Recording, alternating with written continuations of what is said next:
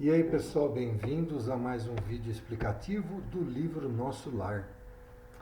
Nós estamos no capítulo 24, chamado O Impressionante Apelo. Ligado ao receptor, suave melodia derramou-se no ambiente, embalando-nos em harmoniosa sonoridade. Vendo-se no espelho da televisão a figura do locutor no gabinete de trabalho. Daí a instantes começou ele a falar. Lembrando, gente, que no capítulo anterior, André Luiz, que está na casa do Lísias, viu um aparelho que ele identificou como sendo parecido com rádio, né? Parecido com rádio.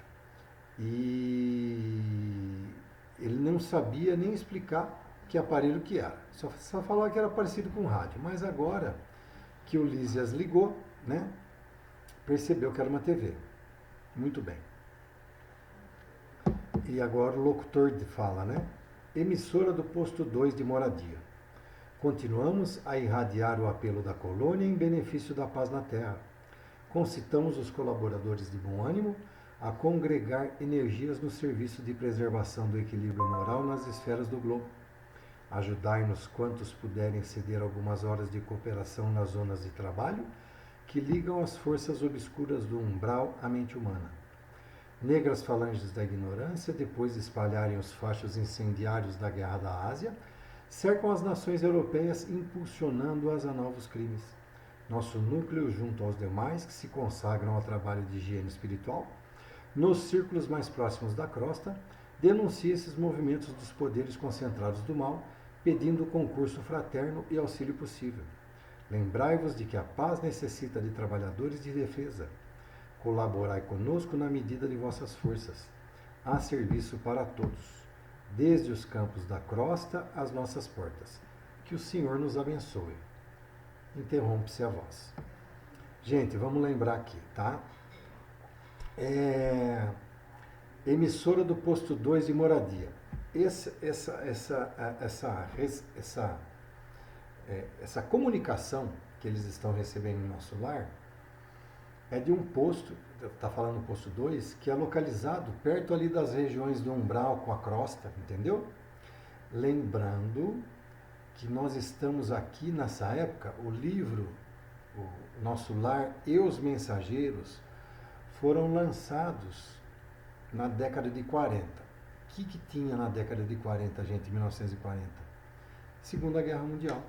A Segunda Guerra Mundial foi de 39 a 45, né? Então, ele está fazendo um apelo para que todos os trabalhadores disponíveis de nosso lar ajudem lá eles, principalmente pelo número grande de desencarnes, né?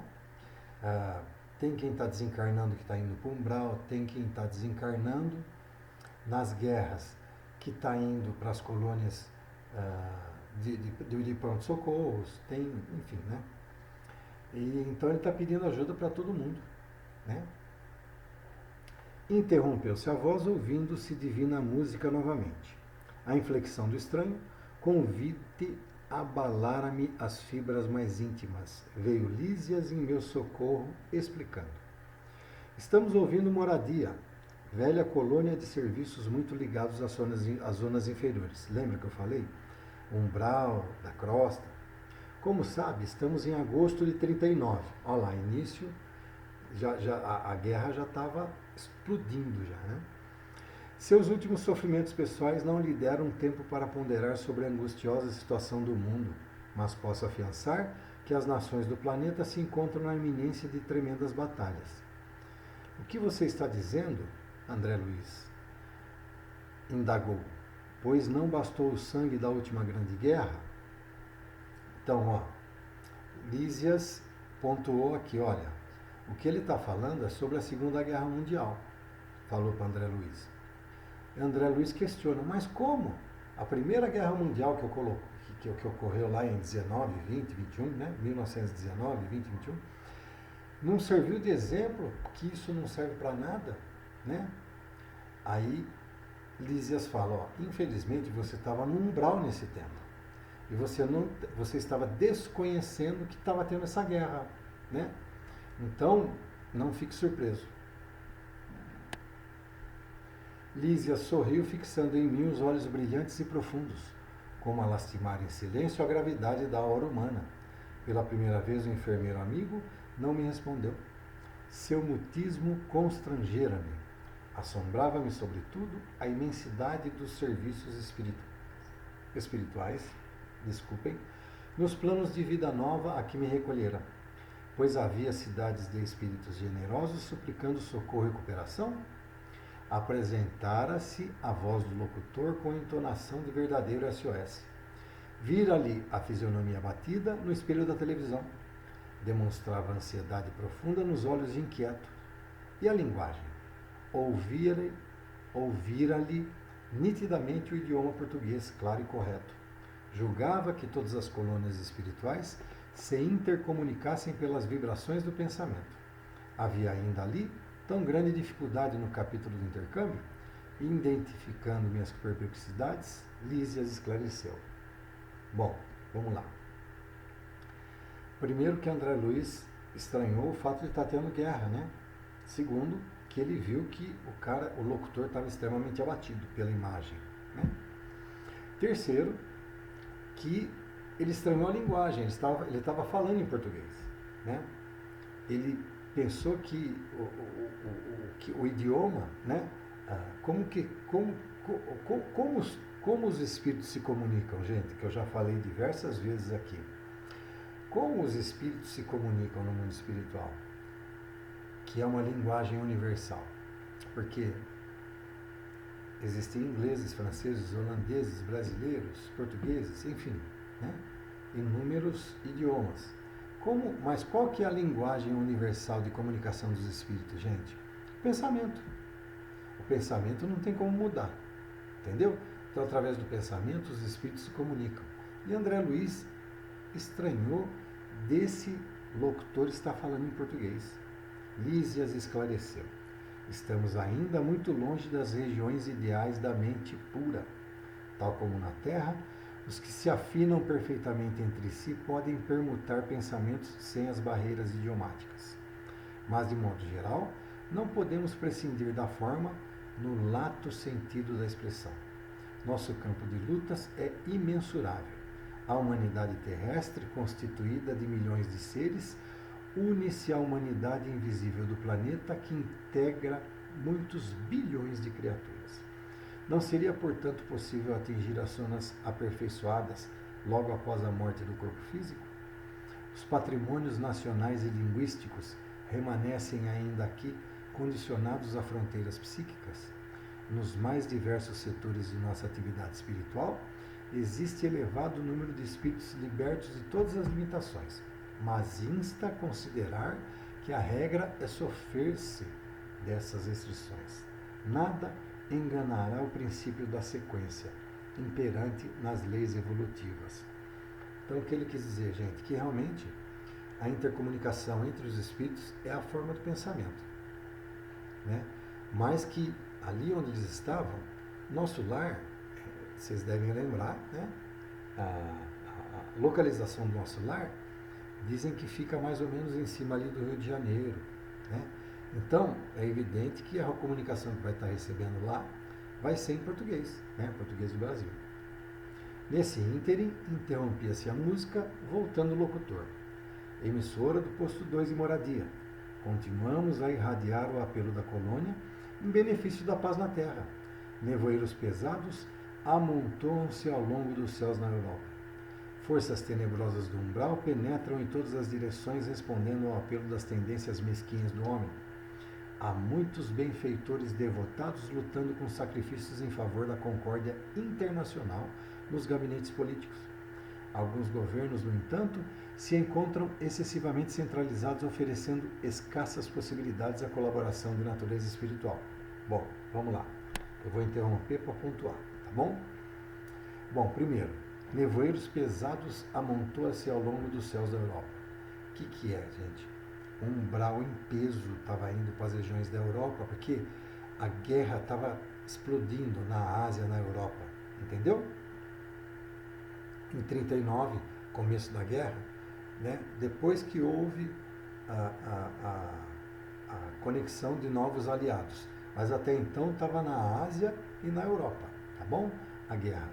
Então, gente, o que a região, os que estão no umbral, os nossos irmãos mais infelizes, os espíritos inferiores, o que eles aproveitam no umbral? As faixas vibratórias que se abrem numa época de guerra.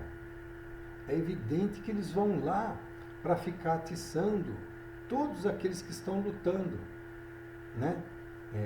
Entre eles. Então eles vão lá ficar atiçando para um ficar matando o outro. Isso é uma coisa evidente. A região umbralina, ela atua em faixas vibratórias, né? Então, no caso da guerra, eles atraem e muito esses irmãos, né, das regiões umbralinas. Tá? Há muitos benfeitores lutando por sacrifícios em favor da concórdia internacional nos gabinetes. Mas alguns governos, no entanto, se encontram excessivamente centralizados, oferecendo escassas possibilidades à colaboração da natureza espiritual, ou seja, mesmo os espíritos, mesmo os bons espíritos, os mais elevados, querendo agir do lado do homem ali, porque são os políticos, são os gabinetes políticos que têm as decisões, gente, do que se vai fazer nas guerras. Não, é a política, não é? O militar obedece. Se o presidente da República, se um ministro que tenha mais força ordenar as Forças Armadas, eles têm que cumprir e acabou. Então, é através dos políticos que os amigos espirituais mais elevados tentam agir. Só que nessas horas, eles estão tão obcecados, tão obsediados, que eles não conseguem enxergar a verdade. Que eles não conseguem escutar os nossos irmãos superiores, os espíritos superiores, darem bons conselhos para encerrar a guerra. Então, do mesmo lado que tem gente agindo para que não aconteça isso, muito maior é o número de espíritos que atuam para que continue acontecendo, né? Alguns governos, no entanto, se encontram excessivamente centralizados, oferecendo escassas possibilidades à colaboração de natureza espiritual. Sem órgãos de ponderação e conselho desapaixonado, caminham esses países para uma guerra de grandes proporções. Ó, meus irmãos muito amados dos núcleos superiores, auxiliemos a preservação da tranquilidade humana. Defendamos os séculos da experiência de numerosas pátrias-mães da civilização ocidental. Que o Senhor nos abençoe. Calou-se o locutor e voltaram as cariciosas melodias. O enfermeiro permaneceu em silêncio, que não ousei interromper. Após 5 minutos de harmonia repousante, a mesma voz se fez ouvir novamente, emissora do posto 2 de moradia. Continuamos a irradiar o apelo da colônia em benefício da paz na terra. Companheiros e irmãos, invoquemos o amparo das poderosas fraternidades da luz que presidem aos destinos da América. Cooperai conosco na salvação de milenários patrimônios da evolução terrestre. Marchemos em socorro das coletividades indefesas, amparemos os corações materiais sufocados de angústia. Nossas energias estão empenhadas em vigoroso duelo com as legiões da ignorância. Quanto estiver ao vosso alcance, vinde em nosso auxílio. Somos a parte invisível da humanidade terrestre e muitos de nós volveremos aos fluidos carnais para resgatar prístinos erros. A humanidade encarnada é igualmente nossa família. Unamo-nos numa só vibração. Contra o assédio das trevas, acendamos a luz. Contra a guerra do mal, movimentemos a resistência do bem. Rios de sangue e lágrimas ameaçam os campos das comunidades europeias. Proclamemos a necessidade do trabalho construtivo. Dilatemos nossa fé. Que o Senhor nos abençoe. Então, novamente, o locutor fez o apelo para quem estivesse disponível ir ajudá-los nessa missão maravilhosa que seria acabar, né? Ajudar na Segunda Guerra. A essa altura, desligou Lísias o aparelho e viu enxugar discretamente uma lágrima que seus olhos não conseguiam conter. Num gesto expressivo, falou comovido. Grandes abnegados, os irmãos de moradia. Tudo inútil, porém. Acentuou triste depois de ligeira pausa.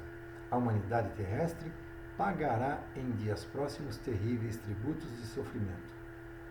Então, você vê que o próprio Lísias já enxergava que toda a amorosidade com que esse locutor lá de Moradia pedia, por favor, para os espíritos estarem colaborando, mas tudo era inútil, porque o próprio Lísias já previa isso em 1939, né, que a Segunda Guerra ia se alastrar por bons anos. E realmente foi o que aconteceu, porque durou de 39 a 45. Disse André Luiz: não há todavia recurso para conjurar a tremenda catástrofe? Infelizmente, acrescentou Lísias, a situação geral é muito crítica. Para atender às solicitações de moradia e de outros núcleos que funcionam nas vizinhanças do umbral, reunimos aqui numerosas assembleias, mas o Ministério da União Divina esclareceu que a humanidade carnal, como personalidade coletiva, está nas condições do homem insaciável que devorou o excesso de substâncias no banquete de ontem. A crise orgânica é inevitável. Nutriram-se várias nações de orgulho criminoso, vaidade e egoísmo feroz. Experimentam agora a necessidade de expelir os venenos letais. Então, o que Lísias está dizendo, gente? Que a humanidade ainda, apesar do exemplo da Primeira Guerra, iria cometer muita atrocidade na Segunda Guerra. E, gente, nós estamos em 2025, lembrando que a Primeira Guerra foi em 1919, 1920. Nós estamos em 2025, 105 anos após a Primeira Guerra Mundial. E hoje nós ainda temos a guerra da Ucrânia com a Rússia, nós temos a guerra de Israel contra a faixa de Gaza, entendeu? E, então, quer dizer, a humanidade não aprendeu, gente. A humanidade evoluiu tecnologicamente, mas como irmãos espirituais, como espíritos de luz, nós estamos muito, muito, muito longe de sermos, de nós deixarmos o nosso egoísmo de lado, né? É o exemplo aqui dessas guerras que ainda hoje, em 2025, nós estamos tendo, né? Infelizmente. E até o Lísias fala uma coisa bacana aqui. Bacana, né? A crise orgânica é inevitável. Nutriram-se várias nações de orgulho criminoso, vaidade e egoísmo feroz. Experimentam agora a necessidade de expelir os venenos letais. E é exatamente o que está acontecendo hoje. O orgulho e o egoísmo de que fazem parte todos esses políticos corruptos, essa sensação falsa de poder que o homem se acomete, porque o poder para o homem, gente, é poder territorial, é poder físico, é o poder material, né? Isso aí é que enche o homem de orgulho e de egoísmo, né? Quer dizer, é o orgulho e o egoísmo do homem que enche, que faz com que o homem cometa essas atrocidades. Tudo materialismo, tá? Demonstrando, entretanto, o propósito de não prosseguir no amarguroso assunto, Lísias convidou-me a recolher. Fim do 24º capítulo. Lembrando a vocês que eu não edito o vídeo, né? Eu não edito os vídeos e tá aí os erros, eu esqueço, eu erro a leitura, me dá branco, eu paro, né? Mas a mensagem está aí sendo passada, né? Minha gente, vamos lá, curtam, compartilhem, inscrevam-se no canal. Quanto mais vocês puderem compartilhar esse vídeo ou qualquer outro vídeo com relação ao Espiritismo, mais nós estaremos divulgando essa nossa querida doutrina, tá bom? Um grande abraço e até o próximo vídeo.